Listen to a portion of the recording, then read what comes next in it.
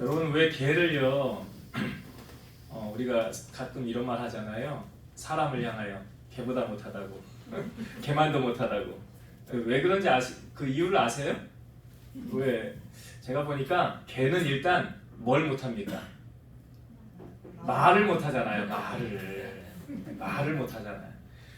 그러니까 우리가 말을 해서 천년빛도 갖는다고 하는데 말을 잘함으로 말미암아 복을 누리기도 하지만 말을 잘 못해서 원수를 지기도 하고요, 빚을 지기도 합니다.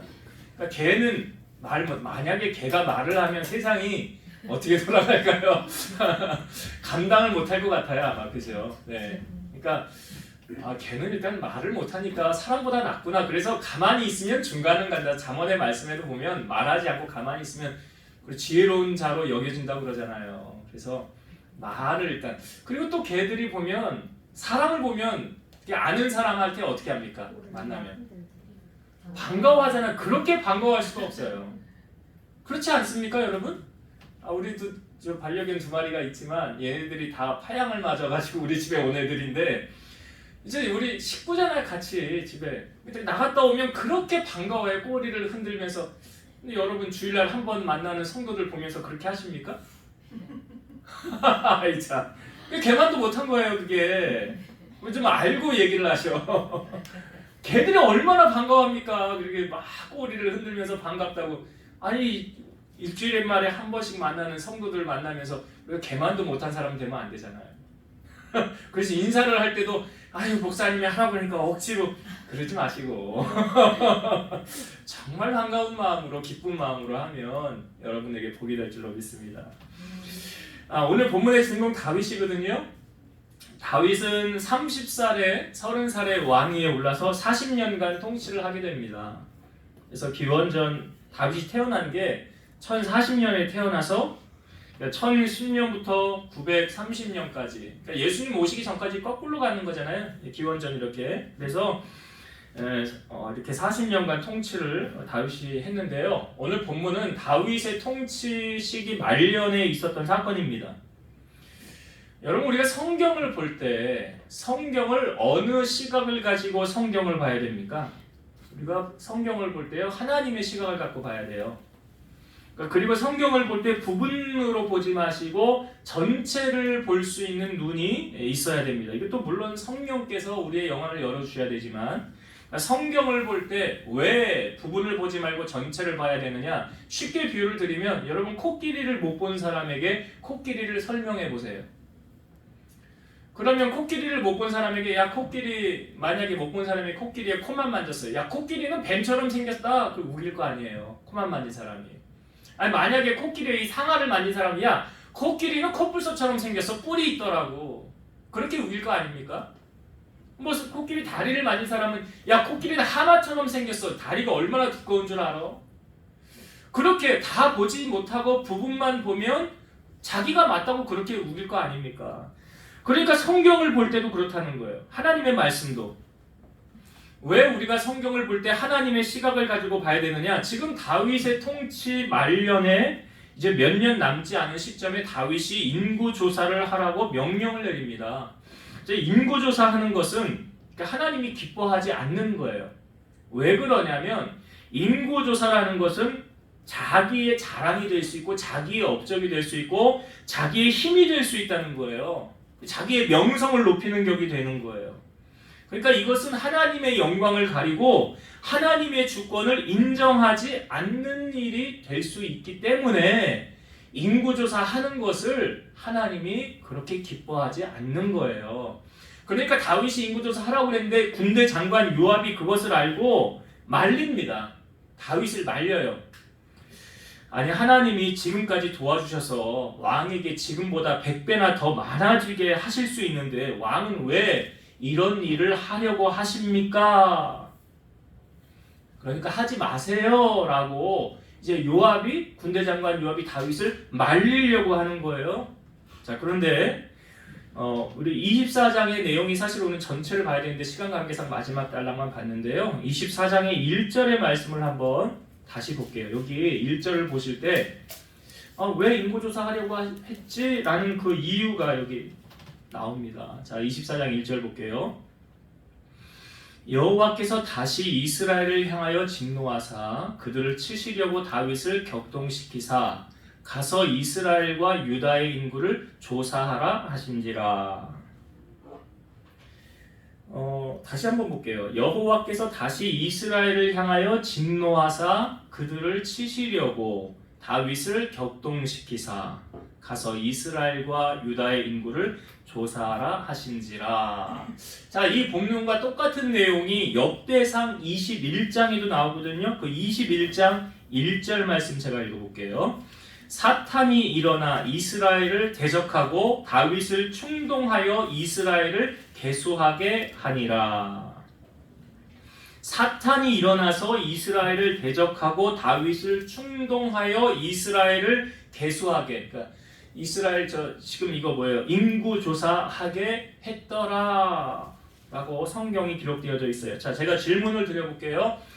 다윗이 지금 인구 조사를 하지 않습니까? 그래서 질문을 드릴게요. 다윗이 하나님 앞에 잘못한 것이 있습니까? 없습니까? 네? 다윗이 지금 하나님 앞에 잘못한 게 있는 것 같아요? 없는 것 같아요? 예? 자, 제가 성경 구절 한 구절 또 읽어볼게요. 제가 왜 성경을 전체를 봐야 되는 이유가 있어요. 자, 열왕기상 15장 5절. 이는 다윗이 햇사람 우리아의 일 외에는 평생에 여호와 보시기에 정직하게 행하고 자기에게 명령하신 모든 일을 어기지 아니하였음이라. 다시 볼까요? 이는 다윗이 햇사람 우리아의 일 외에는, 이거 어떤 일인지는 아시죠? 예, 그 일 외에는 평생에 여호와 보시기에 정직하게 행하고 자기에게 명령하신 모든 일을 어기지 아니하였음이라. 지금 우리가 이제 보는 이 말씀, 다윗은 언제 죽었냐면 이 사건 이후로 한 구체적으로 기록되어지지는 않지만 한 5년 뒤에, 그러니까 다윗이 죽은 거는 기원전 910년에 죽었거든요. 그리고 이거는 기원전 975년경에 일어났던 사건으로 보여주고 있어요. 그리고 제가 조금 전에 읽었던 열왕기상 15장 이 5절의 말씀은 다윗이 죽고 난 다음에 한 60년이 지난 시점에 이제 기록된 글이에요. 제가 뭘 말씀드리려면, 여러분, 그 사람이 훌륭한 사람인지 나쁜 사람인지 그 사람이 살아 있을 때보다 죽은 다음에 더 증명되지 않습니까? 그래서 동물은 죽으면 가족을 남기고 사람은 죽으면 이름 남긴다는 말이 있는 거잖아요.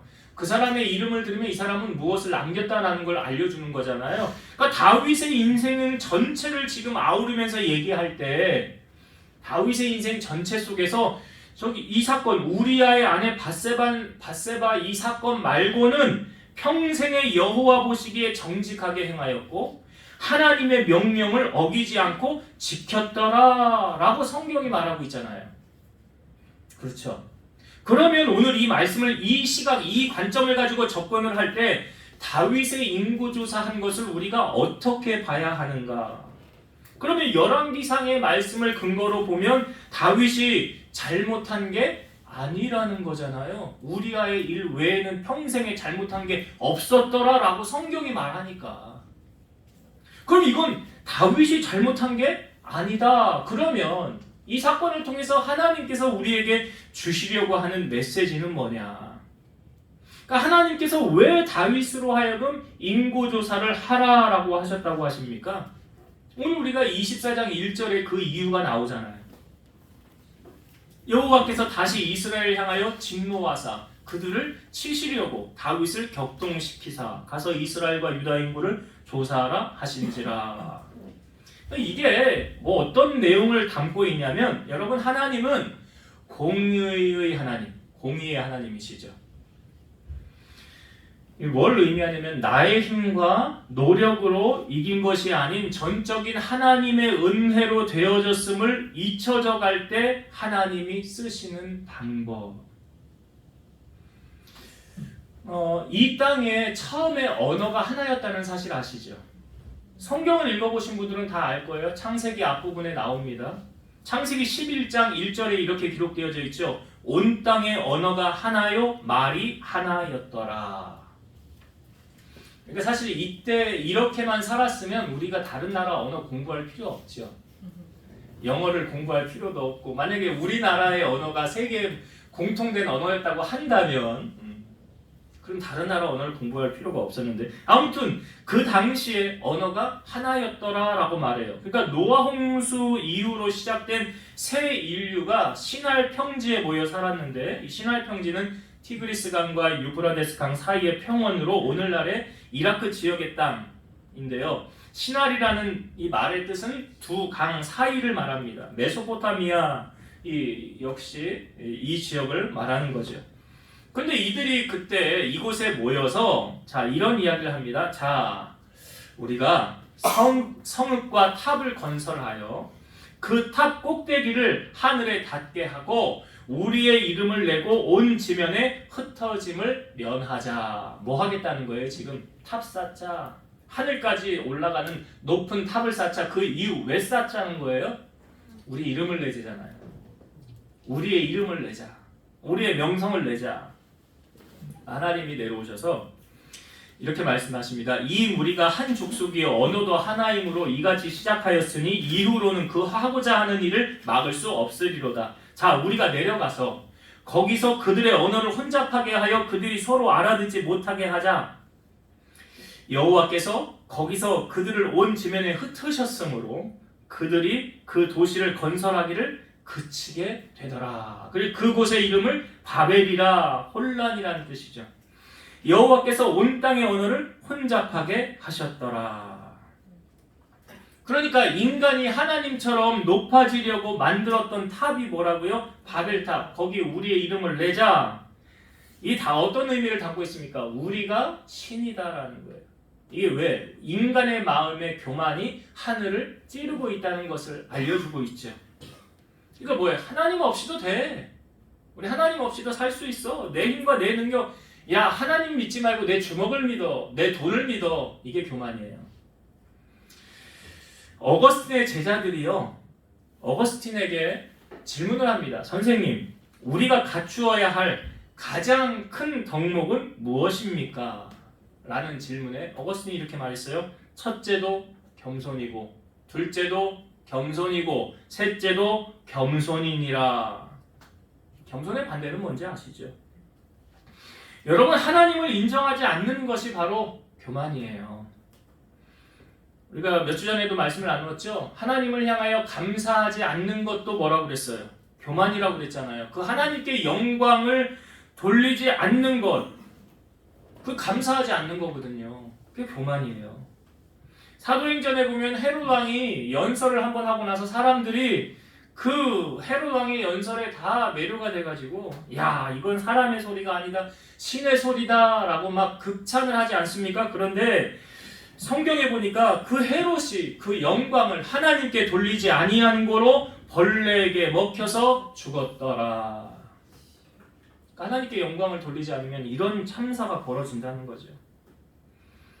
아마도 하나님께 영광을 돌리지 않은 이스라엘 백성들은 하나님께서 그냥 바라보고 계시면 안 될 것 같아서 오늘 이 사건을 일으킨 것이 아닌가라는 생각이 들어요. 범죄한 인간이 그 뒤에 따라오는 게 있죠. 여러분, 죄는 어떻게 다가온다고 그랬어요? 달콤하게. 그러니까 성경에 보니까 사탄도 변장을 해서 천사의 모양으로 우리에게 다가오더라. 사탄이 변장해서 온대요.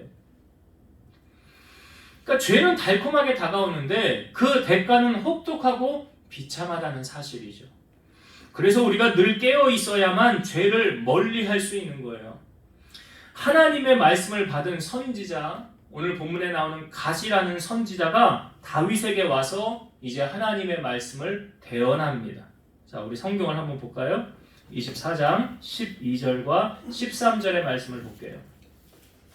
자, 갓 선지자가 와서 하나님 말씀을 대언합니다. 12절 13절. 가서 다윗에게 말하기를 여호와께서 이와 같이 말씀하시기를 내가 내게 세 가지를 보이노니 너를 위하여 너는 그 중에서 하나를 택하라. 내가 그것을 내게 행하리라 하셨다 하라 하시니 갓이 다윗에게 이르러 아뢰어 이르되 이제 첫 번째가 이거예요. 왕의 땅에 7년 기근이 있을 것이니까. 이게 첫 번째. 그다음에 두 번째, 혹은 왕이 왕의 원수에게 쫓겨 석 달 동안 그들 앞에서 도망하실 것이니까. 이게 두 번째고요. 세 번째는 혹은 왕의 땅에 사흘 동안 전염병이 있을 것이니까 왕은 생각하여 보고 나를 보내신 이에게 무엇을 대답하게 하소서 하는지라. 자, 만약에 여러분이 다윗이에요. 선지자가 왔어요. 세 가지 중에 한 가지를 선택해야 된다. 너 어떤 거 선택할래? 첫 번째는 이 땅에 7년 동안 기근이 있을 것이니라. 두 번째는 네가 도망 다니는 신세가 되어서 몇 년 동안, 석 달 동안 도망을 다니는 신세가 되어야 할 것이니라. 세 번째는 온 땅에 사흘 동안 전염병이 있어서 많은 사람이 죽게 될 것이니라. 자, 여러분들에게 세 가지 중에 하나 선택하라고 하면 뭐 선택하실래요? 네? 한 가지는 선택해야 돼. 예. 자, 다윗은 어떤 것을 선택했을까요? 자, 14절의 말씀을 봅시다. 다윗이 이거다라고 선택하지 않았어요. 자, 14절. 다윗이 가세게 이르되 내가 고통 중에 있도다 청하건대 여호와께서는 긍휼이 크시니 우리가 여호와의 손에 빠지고 내가 사람의 손에 빠지지 아니하기를 원하노라 하는지라. 다윗이 뭐라고 그랬다고요? 여호와의 손에 빠지고 사람의 손에 빠지지 아니하기를 원하노라. 이걸 통하여 우리에게 주시는 메시지가 있어요. 여러분, 어떤 결정을 하든지 내가 하려고 하지 마시고 하나님께 맡기시라는 거예요. 왜 그런지 아세요? 하나님은 우리에게 가장 좋은 것을 주시는 분이기 때문에 그렇습니다. 시편 37편 5절. 네 길을 여호와께 맡기라. 그를 의지하면 그가 이루시고. 길을 여호와께 맡기라 그랬죠. 잠언 16장 3절. 너의 행사를 여호와께 맡기라. 그리하면 내가 경영하는 것이 이루어지리라. 누구에게 맡기래요? 여호와께. 잠언 16장 9절. 사람이 마음으로 자기의 길을 계획할지라도 그의 걸음을 인도하시는 이는 여호와시니라. 그러니까 하나님께 맡기면 그것이 가장 좋은 길로 하나님이 인도하신다는 거죠. 그러니까 내가 내리는 결정보다 하나님이 내리시는 결정이 가장 좋은 선택이라는 거예요. 왜 그렇습니까? 하나님은 실수가 없으신 분이세요. 하나님은 가장 완벽하신 분이세요. 복음성가 가운데 나의 반석이신 하나님이라는 복음성가가 있어요. 가사가 이렇습니다. 나의 반석이신 하나님, 행하신 모든 일 완전하시니 나의 생명 되신 하나님, 내게 행하신 일 찬양합니다. 신실하신 하나님, 실수가 없으신 좋으신 나의 주. 신실하신 하나님, 실수가 없으신 좋으신 나의 주. 그러니까 하나님이 선택하면 우리가 선택하는 것보다 가장 좋은 것을 선택하여서 우리에게 주신다라는 거죠. 그러니까 오늘 우리가 하나님의 선택을 받기를 원한다면 그 권한을 하나님께 내어 드려야 된다는 거예요. 하나님께 내어 드린다는 것이 오늘 본문에 다윗이 보여주고 있잖아요. 다윗이 어떻게 했습니까? 그 세 가지 중에 나 이거 할래요 라고 말하지 않잖아요. 하나님이 해주세요. 이게 뭐라고요? 기도라고요. 하나님께 맡기는 이것이 바로 기도라는 거죠. 자, 여러분, 하나님은 지금 다윗에게 이 세 가지 중에 한 가지를 이제 하나님이 벌을 내리시려고 하는데, 자, 어떤 벌이 다윗에게 내려졌습니까? 온 땅에 전염병이 퍼지게 되었어요. 자, 이 전염병으로 말미암아 이 전염병이 이제 그치게 되었는데 죽은 자가 몇 명이 죽게 되었냐면 7만 명이 죽임을 당하게 되었다는 거죠. 자, 그런데 여러분, 하나님이 궁극적으로 이 사건을 통하여 하나님이 원하시고 바라시는 것은 뭘까요? 그냥 단지 내가 심판하리라 이 백성, 그거 아니에요. 성경 그렇게 보면 잘못 보는 거예요. 하나님이 원하시는 것이 있어요. 이제 그것이 이제 나누려고 하는데, 뭘 하나님이 지금 다윗과 이스라엘 백성들에게 요구하느냐. 자, 성경 오늘 우리가 읽은 본문의 18절 19절 다시 봅시다. 18절과 19절. 이날에 갓이 다윗에게 이르러 그에게 아뢰되 올라가서 여부스 사람 아라우나의 타작마당에서 여호와를 위하여 제단을 쌓으소서 하며 다윗이 여호와께서 명령하신 바 갓의 말대로 올라가니라. 자, 하나님께서 지금 이제 그 선포했던 여호와의 말씀을 선포했던 갓 선지자가 다윗에게 다시 왔죠. 그리고 다윗에게 뭐 하라고 지금 말씀하십니까? 여부스 사람 아라우나의 타작마당에서 여호와를 위하여 뭐 하래요? 제단을 쌓으라. 여호와를 위하여 제단을 쌓으라. 여러분 제단이 뭔지 오늘날로 말하면 뭔지 아시잖아요. 예배라고요. 예배. 하나님은 우리의 예배를 받고 싶어 하신다는 사실이에요. 지금 하나님께서 내리신 그 재앙이 여러분 언제 그쳤습니까? 이건요 오늘 우리가 당하고 있는 현실의 고난이 언제 끝나는지를 알려드리는 거예요. 이 말씀을 통해서.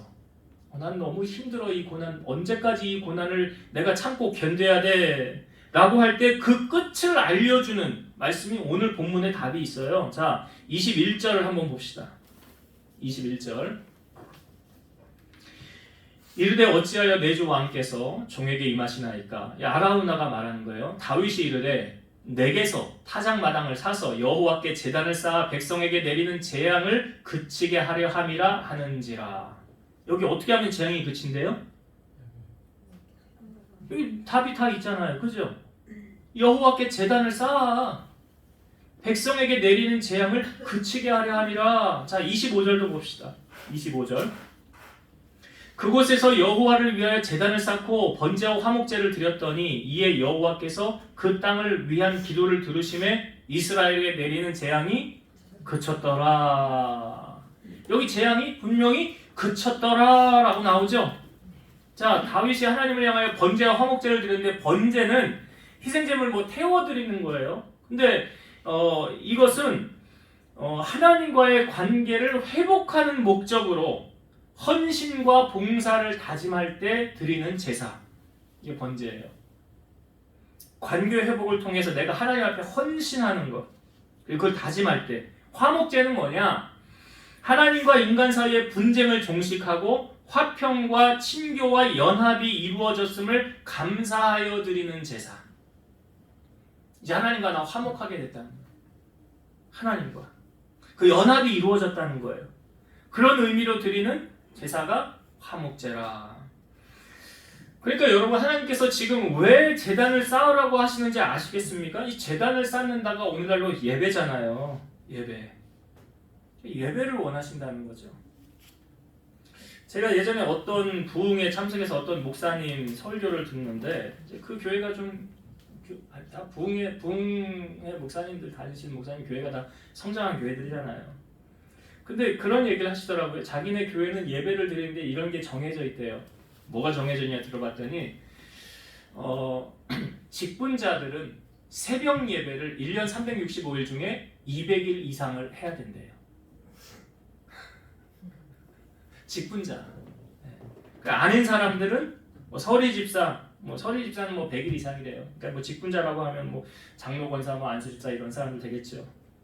서리 집사는 100일 이상 해야 된다. 그리고 공예배는 특별한 일 없으면 모두 참석해야 된다. 이것을 못 지키면 자격을 박탈한다. 세게 나가시더라고요. 직분 내려놓으라는 거죠. 이거 너무 공산주의적인 발상이 아닌가 이런 생각이 들었어요. 근데 이렇게 정하지 않으면 잘 안 하더라는 거예요. 여러분 신앙생활은 오르막길 오르는 공과 같다라고 제가 말씀드렸었죠. 제가 설교 준비를 하면서 저는 우리 교인들에게 이렇게까지는 못하겠고 제가 여러분들이 예배를 어떻게 드려야 하는지 어느 정도 드려야 하는지 제가 알려드리려고 그래요. 나는 이 정도 드리면 되겠구나 라는 거를 여러분들에게 좀 자유함을 주려고 그래요. 제가 그게 자유함이 될지 구속이 될지는 한번 들어보세요. 자, 어떻게 나는 예배를 드려야 되느냐. 자, 우리가 이제 예배를 드릴 때 우리 지금 사정상 금요철야도 못하고 새벽 예배도 못하는데 나는 오전 예배만 드려도 돼 라고 생각하시는 분들은 그렇게만 해도 나는 마음이 편하다. 나는 오전 예배만 드려도 그러면 그냥 그렇게 하시면 돼요. 근데 나는 오후 예배 안 드리면 마음이 불편해서 나는 오후 예배를 드려야 된다. 그런 분들은 오후 예배도 드리셔요. 나는 수요 예배를 안 드리면 마음이 찜찜하다. 꼭 뭐 빼먹은 것 같고 도둑질한 마음이 든다. 그러면 수요 예배도 드리세요. 근데 나는 안 드려도 그냥 괜찮다. 그러면 안 드리셔도 돼요. 자, 제가 지금 여러분들을 마음에 지금 뭐 어떤 구속을 드리는 게 아니에요. 그 얽매이는 게 아니에요. 하나님 진리를 알지니 진리가 너희를 자유케 하리라고 그랬어요. 여러분들이 저는 자유를 드리려고 그러는 거예요. 근데 예배를 빼먹으면, 예배를 안 드리면 왠지 마음이 불편하고 죄 짓는 것 같고 하나님께 송구한 마음이 든다. 그러면 그런 마음이 들면 예배를 빼먹으면 안 돼요. 왜 그런지 아세요? 그 이유도 제가 설명을 드릴게요. 자, 이스라엘 백성들이 출애굽을 해서 광야 생활을 시작되지 않습니까? 그때 지도자가 모세였잖아요. 근데 이 모세가 뭐 200만 명 정도 되는 이스라엘 백성들을 지도하기 얼마나 힘들었을까요? 근데 백성들이 툭하면 모세에게 와가지고 따지고 말이야. 뭐 불평하고 원망하고 그런 게 이 민수기서에 다 기록되어져 있지 않습니까? 그래서 하나님이 심판도 하시고. 근데 하루는 물이 없어서 백성들이 모세에게 원망을 할 때 하나님이 모세에게 말씀하십니다. 너희 반석을 명하여 물이 나오게 해라 라고 말씀하세요. 하나님 모세에게. 근데 이제 모세가 백성들을 다 불러 놓아놓고 지팡이를 들면서 반석을 2번 탁탁 내리치면서 뭐라고 해요? 내가 언제까지 말이야 너희들 이렇게 해야 되냐? 하면서 화를 냈어요. 모세가 반석을 2번 탁탁 치면서 물이 나왔어요. 백성들은 물을 마셨어요. 근데 그때 하나님이 모세에게 나타나셔서 이렇게 말씀하십니다. 너는 왜 이스라엘의 목전에 내 거룩함을, 내 영광을 드러내지 아니하였느냐? 너는 약속의 땅 가나안에 들어가지 못하리라. 아니 백성들은 맨날 화내고 맨날 불평하고 원망하는데 아니 모세가 한 번 이랬는데 아니 하나님 그거 한 번 눈 감아주시면 안 됩니까? 아니 한 번 화낸 걸로 어떻게 그렇게 나에게 대우할 수가 있냐고. 이게 뭘 말씀하시는지 아세요 여러분? 하나님의 기대치가 달라요. 하나님이 거는 기대치가 다르다고요. 제가 좀 전에 예배 드렸죠? 오전 예배만 드려도 나는 마음이 평안해. 하나님이 이게 뭐 거는 기대치하고 꼭 맞을지 모르지만 하나님이 요구하시는 수준이 있다고요. 뭔지 아시겠어요? 그 수준에 맞게 하시면 돼요, 여러분이. 수준에 맞게.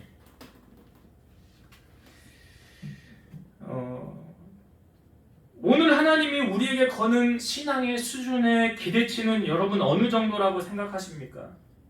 근데 제가 보니까요, 예배 생활은 하나님을 사랑하면 사랑할수록 가까워져요. 솔로몬이 여호와를 사랑함으로 말미암아 하나님 앞에 드렸던 게 뭐예요?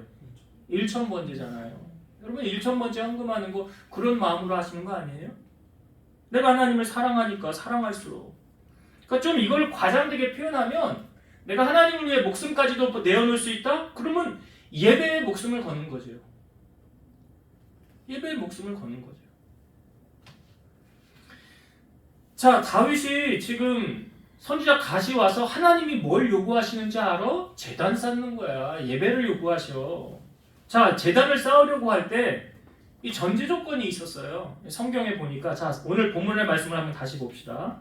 22절부터 자, 24절까지 한번 볼게요. 예배 때 제단을 쌓으려고 할 때 이렇게 했다라는 거예요. 다윗이 22절부터 봅니다. 아라우나가 다윗에게 아뢰되 원하건대 내 주 왕은 좋게 여기시는 대로 취하여 들으소서. 번제에 대하여는 소가 있고 뗄 나무에 대하여는 마당질하는 도구와 소의 멍에가 있나이다.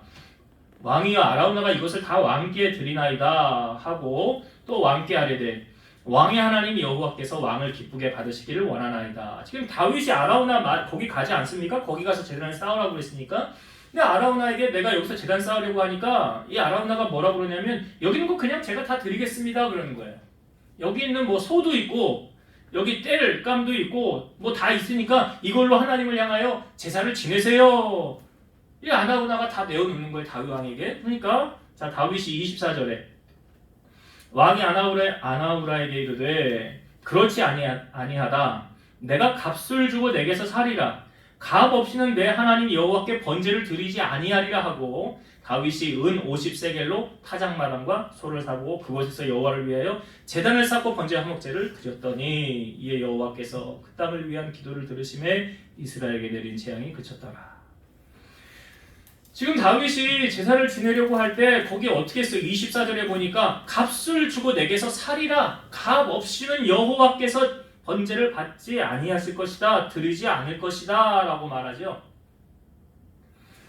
여기 제사가 오늘날로 예배라고 그랬잖아요. 그러니까 여러분 우리가 예배를 드릴 때 꼭 기억해야 될 것이 뭐냐면 구약시대에 제사를 지낼 때 꼭 필요한 게 뭐가 있어요? 희생 제물이 있어야 되죠. 번제로 드릴 형편에 따라 소를 드릴 형편이 되면 소를 드리고 양이나 염소 나 이것도 못 드린다. 그럼 비둘기 드렸다고요. 그러니까 하나님 앞에 드릴 희생 제물이 있어야 되더라. 그럼 오늘날로 우리가 예배를 드릴 때 하나님 앞에 예배의 희생 제물 있어야 됩니까? 없어야 됩니까? 있어야죠. 있어야 됩니다. 로마서 12장 1절 그러므로 형제들아 내가 하나님의 모든 자비하심으로 너희를 권하노니 너희 몸을 하나님이 기뻐하시는 거룩한 산 제물로 드리라. 이는 너희가 드릴 영적 예배니라. 산 제물로 뭘 드리래요? 나를 드리는 거예요. 여러분 예배할 때 여러분들이 하나님 앞에 제물로 드려진다는 사실을 기억하셔야 돼. 그러니까 예배를 드리는 이 시간은 내가 하나님 앞에 희생 제물이다. 구약시대는 제물을 다 태워서 각을 떠서 드렸잖아요. 내가 지금 하나님 앞에 드려지는 희생 제물로 지금 하나님 앞에 드려지는 것이다. 그런 마음으로 예배를 드려야 되는 거죠. 그러니까 나의 몸과 마음을 하나님께 드리는 거예요. 여기 제단 위에서 죽어서 바쳐지는 거룩한 산 제물이라는 점을 우리가 날마다 인식하면서 예배의 자리에 나가야 된다는 거죠.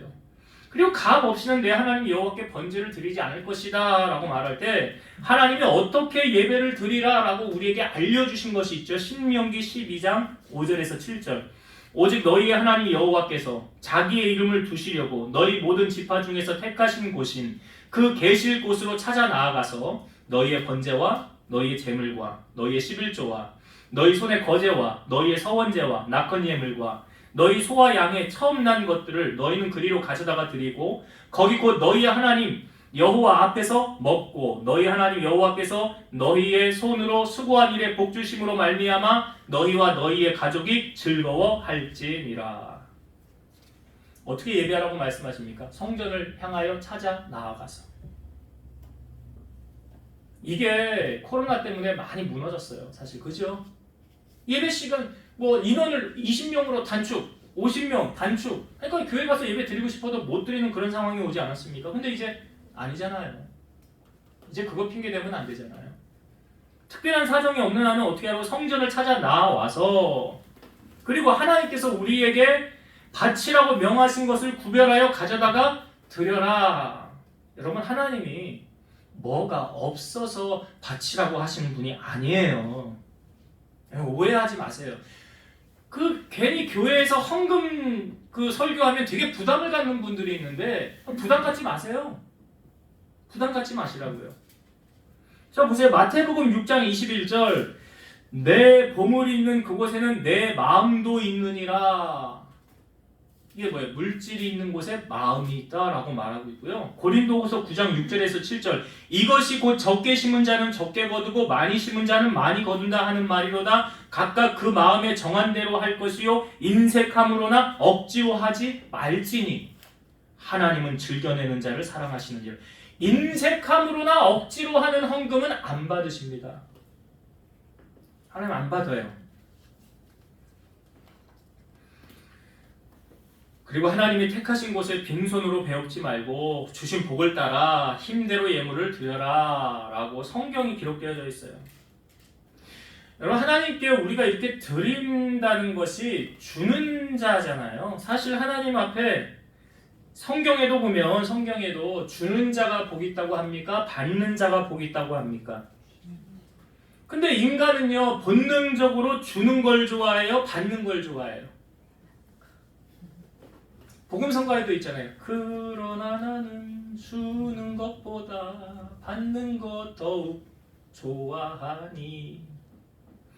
예수님이 우리에게 뭐라고 말씀하셨느냐? 사도행전 20장 35절 범사에 여러분에게 모범을 보여준 바와 같이 수고하여 약한 사람들을 돕고 또 주 예수께서 친히 말씀하신 바 주는 것이 받는 것보다 복이 있다 하심을 기억하여야 할지니라.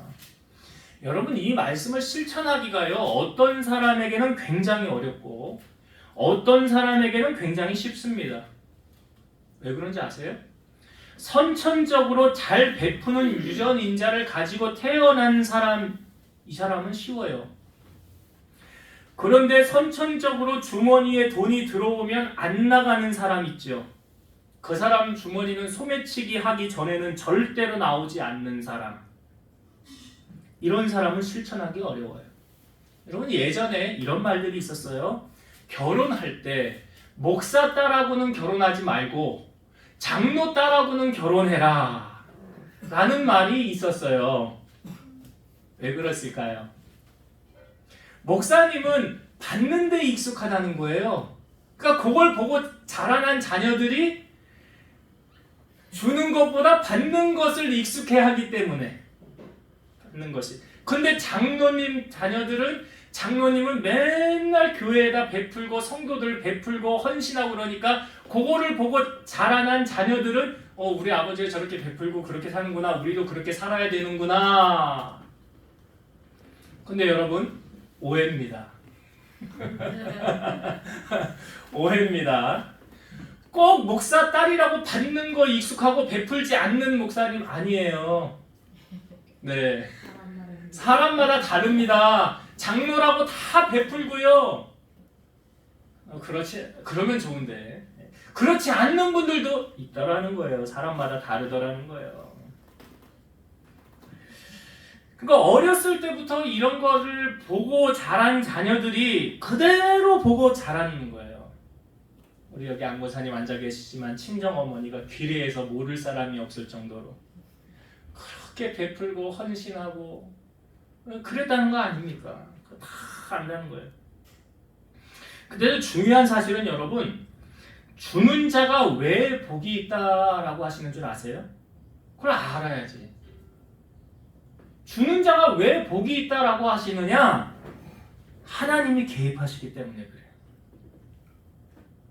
내가 줄 때 하나님이 보시고 나에게 하나님이 갚으신다는 거예요. 그걸 하나님이 보시고 아신다는 거예요. 이 빌립보서 4장 18, 19절 보면 내게는 모든 것이 있고 또 풍부한지라. 이 빌립보서가 사도 바울이 지금 감옥에서 쓴 거예요. 빌립보 교인들을 향하여 내게는 모든 것이 있고 또 풍부한지라. 에바브로디도 편에 너희가 준 것을 받음으로 내가 풍족하니 이는 받으실 만한 향기로운 제물이요 하나님을 기쁘시게 하는 것이라. 이게 뭐냐면 빌립보 교인들이 성교 헌금한 거예요. 사도 바울, 옥중에 있는 사도 바울을 향하여. 그것이 이게 받으실 만한 향기로운 제물 하나님 기쁘시게 한 거라죠. 그 다음에 나오는 말씀, 귀한 말씀이 나오죠. 나의 하나님이 그리스도 예수 안에서 영광 가운데 그 풍성한 대로 너희 모든 쓸 것을 채우시리라. 나의 하나님이 그리스도 예수 안에서 영광 가운데 그 풍성한 대로 너희 모든 쓸 것을 채우시리라. 누구에게? 어떤 사람들에게? 이 18절에 전제 조건이 나오잖아요. 이렇게 행하는 사람에게. 그러니까 이게 뭘 말하냐면 하나님이 가만히 보고만 계시는 하나님이 아니시다. 다 보고 계시다가 필요할 때 갚아주시더라. 하나님은 공짜가 없다. 제가 이 말씀이 요즘 한 주간 묵상할 말씀으로 제가 잠언 21장 26절의 말씀을 기록했잖아요. 이게 제 말씀에 계속 뇌리를 스치고 계속 묵상을 하게 만들어요. 한번 같이 읽어봅시다. 주보 보셨으면 시작. 어떤 자는 종일토록 탐하기만 하나 의인은 아끼지 아니하고. 예. 어떤 자는 종일토록 탐하기만 하나. 누가 나 밥 안 사주나? 누가 나 커피 안 사주나? 누가 나 선물 안 해주나? 누가 나에게 뭐 안 주나? 이게 탐하는 거잖아요. 받으려고만 하는 거예요. 받으려고만. 그런데 의인은 어떻게 한대요? 아끼지 아니하고 제가 이걸 어디서 많이 느껴요, 여러분? 식당에 가서 밥 먹고 난 다음에 밥을 사는 사람이세요? 아니면 밥을 얻어먹는 사람이세요?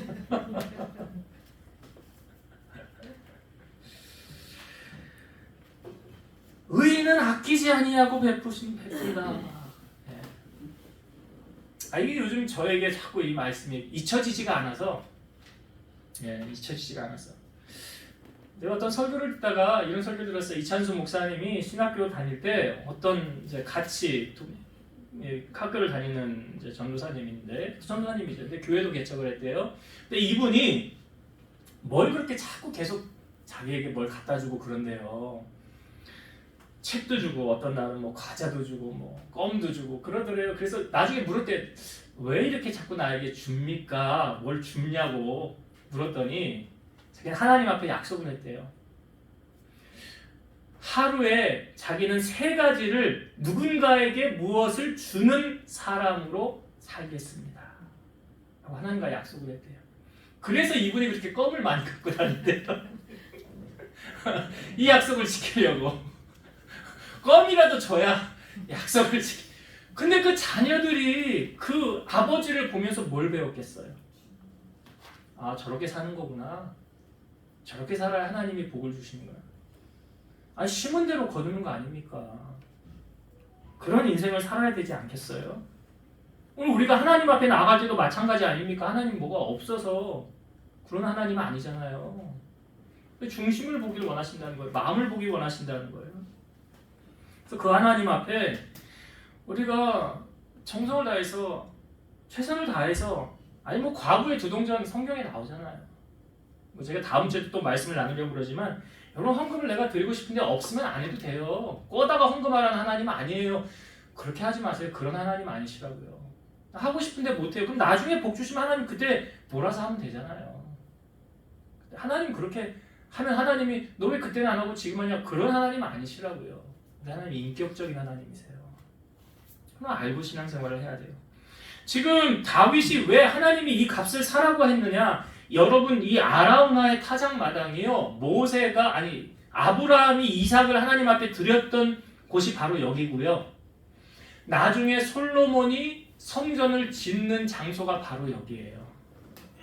하나님의 교회가 세워지는 곳이 바로 여기라고요. 뭘 의미합니까?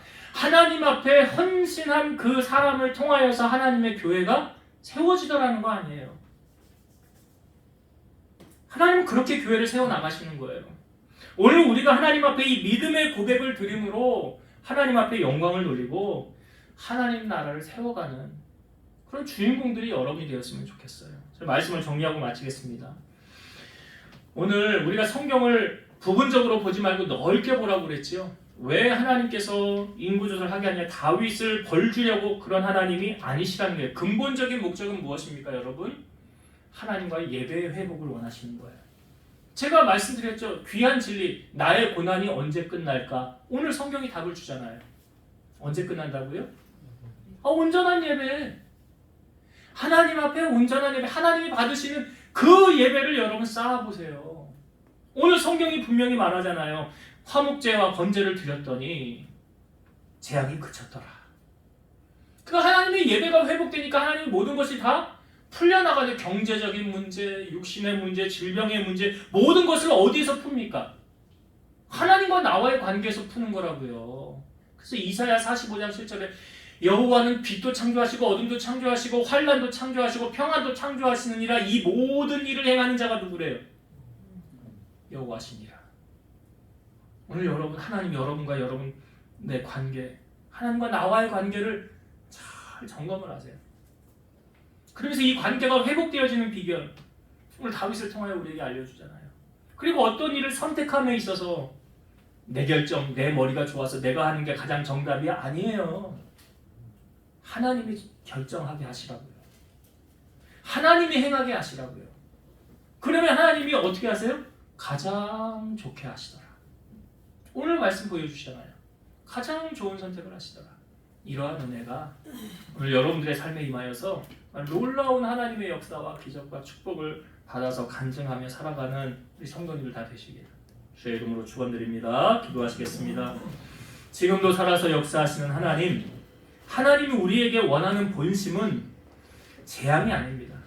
너희를 향한 평안이라고, 평강이라고 말씀하셨습니다. 오늘도 이스라엘 백성들과 하나님이 화목하기 위해서 이 일을 행하셨다. 바로 하나님은 예배를 통해서 우리와 화목하길 원하신다고 하셨습니다. 그 예배를 통하여서 하나님은 우리를 만나주길 원하시고 그 예배를 통하여서 우리의 모든 문제를 해결해 주시기를 원하시는 참 좋으신 하나님이심을 우리에게 알려주셨사오니 우리 사랑하는 성도들이 만사를 제쳐놓고 하나님 앞에 진정으로 값으로 치르는 예배, 하나님이 기뻐 받으시는 예배를 행함으로 하나님께로부터 복을 누리고 살아가는 우리 성도들 다 되게 하여 주옵소서. 예수님 이름으로 기도드리옵나이다. 아멘.